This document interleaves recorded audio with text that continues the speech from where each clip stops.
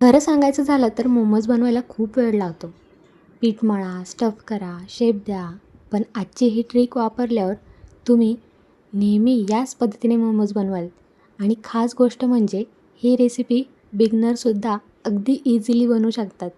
तर चला मग वेळ न घालवता सुरू करूया आजची झटपट आणि भन्नाट अशी मोमोजची रेसिपी. पण त्याआधी माझ्या या चॅनलला सबस्क्राईब करा आणि त्याचसोबत बेल आयकॉनही प्रेस करायला विसरू नका.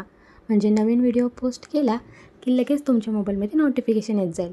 चला मग सुरुवात करूया आणि बघूया हे मोमोज बनवायचे तरी कसे. सर्वात आधी इथे आपण मोमोजची स्टफिंग रेडी करतोय. त्यासाठी कांदा, पत्ताकोबी, गाजर आणि शिमला मिरची थोडं मोठंच कट करून घेतलेलं आहे, कारण मी हे सर्व चॉपरमध्ये फिरवणार होती. जर तुमच्याकडे चॉपर नसेल तर तुम्ही मिक्सरमध्ये फिरवलं तरी चालेल. थोडंसं लसूण टाकायचं आहे. आलं मात्र थोडंसं जास्त टाकायचं लसूणच्या तुलनेत. आल्यामुळे फ्लेवर खूप छान येतो आणि मोमोजला टेस्टही खूप छान येते. हिरवी मिरची टाकायची, तुम्ही तुमच्या चवीनुसार कमी जास्त करू शकता. आता हे सर्व आपण बारीक चॉप करून घेऊया या चॉपरमध्ये. बघू शकता इतक्या अशा बारीक आपल्याला चॉप करून घ्यायच्या आहेत. आता बऱ्याचदा तुम्ही मोमोज खाल्ले असतील तर तुम्ही बघितलं असेल स्टफिंग काय आपली पॅन फ्राय वगैरे केलेली नसते. आपण कच्ची स्टफ करतो आणि तसेच मोमोज वाफवतो. पण या मोमोजसाठी आपल्याला ह्या भाज्या थोड्याशा शिजवून घ्यायच्या आहेत. तर पॅनमध्ये टाकलं तर थोडंसं तेल, चॉप केलेल्या भाज्या, थोडंसं चवीनुसार मीठ, काळी मिरपूड आणि सोया सॉस आणि टाकायचा आहे थोडासा अजिनोमोटो. जर तुम्हाला बाहेरच्यासारखी टेस्ट घरच्या घरी हवी असेल तरच. आता काही जण म्हणतील अजिनोमोटो चांगला नसतो, मुलांसाठी हेल्थ तर चांगलं नाही आहे. आपण ह्या गोष्टी अशा घरी का बनवतो? का तर ह्याच गोष्टी आपल्याला टाळायच्या असतात म्हणून. पण मग बघितलं असेल तुम्ही, जे तुम्ही घरी बनवतात त्याला टेस्ट नसेल बाहेरच्यासारखी तर मुलं बाहेर जाऊन खाणारच आहे. तेव्हा तुम्ही म्हणू शकता का बाळा ती खाऊ नको, त्याच्यामध्ये अजिनोमोटो आहे किंवा ते हायजीन मेंटेन केलेलं नाही, खाऊ देतात ना. मग घरी तुम्ही हायजीन मेंटेन करून थोडंसंच टाकताय ना. त्यांनी जास्त टाकलं आहे, तुम्ही कमी क्वांटिटीमध्ये टाका. कधीतरीच खातो आपण मोमो, महिन्यातून एखाद्या वेळेस ठीक आहे. जर तुम्हाला महिन्यातून 10-12 वेळा बनवायचे असतील तर तुम्ही स्किप करू शकता, माझं काही म्हणणं नाही. टेस्टमध्ये थोडाफार फरक होतो पण अजिनोमोटोने एक बाहेरच्यासारखी टेस्ट येते. बरं, आपण भाज्यांमध्ये पनीर टाकलं आणि पनीर टाकल्यानंतर जास्त शिजवायचं नाही, फक्त मिक्स करायचं आणि लगेच गॅस बंद करून हे स्टफिंग थंड झालं की असे गोळे बनवायचे. पनीरमुळेच आपल्याला ह्या स्टफिंगला बाइंडिंग मिळते, त्यामुळे पनीर टाकावंच लागेल. तुम्ही नुसतं भाज्यांचं करायला गेलं तर ते भाज्यांमुळे सुटू शकतात. बरं, आपण थंड झाल्यानंतर असे छान छोटे छोटे गोळे करून घेऊया स्टफिंगचे. जे पण पदार्थ आपण घरी बनवतो ते जर मुलांना बाहेरच्यासारखेच टेस्ट द्यायला लागले तर मुलं बाहेर कधीच खाणार नाही आणि हट्टसुद्धा करणार नाही ते बघून खाण्याचा. बरं, मस्त छान आपण गोळे रेडी करून घेतलेले स्टफिंगचे आणि ते एका बाउलमध्ये घेतले आपण मैदा आणि एका बाउलमध्ये घेतले आपण पाणी. मैद्यामध्ये थोडंसं मीठ टाकायचं आणि नंतर आता हे स्टफिंगचे बॉल आहेत ना आपल्याला मैद्यामध्ये चांगले कोट करून घ्यायचे.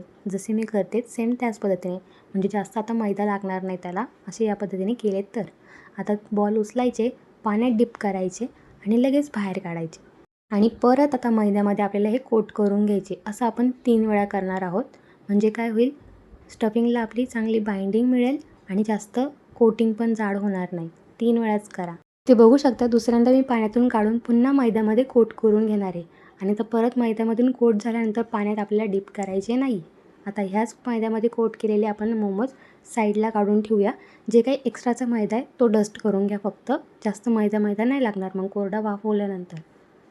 अशाच या पद्धतीने आपण सर्व मोमोचे जे बॉल्स स्टफिंगचे रेडी केले होते ते आपण कोट करून घेऊया. बघू शकता एक्स्ट्रा मैदा मी डस्ट करून घेतलेला आहे. सेम याच पद्धतीने तुम्हीसुद्धा करा. सगळे मोमोज आपण छान मस्तपैकी कोट करून घेतलेलं आहे. हे खूप बनवायला इझी आणि खूप टाईमसुद्धा कमी लागतो यांना. झटपट बनतात. एक 5 ते 10 मिनटांमध्ये तुम्ही 100च्या प्लस मोमोज बनवू शकाल. एवढे टेस्टी आणि पटकन होतात. जेव्हा आपण मोमोज कोट करून घेत होतो तेव्हाच मी साईडला इथे स्टीमरमध्ये पाणी गरम करायला ठेवलं होतं आणि जी काही प्लेट आहे त्या प्लेटला आपण तेल लावले, म्हणजे मोमोज जेव्हा आपण काढू तेव्हा ते इझी निघतील, चिपकणार नाहीत.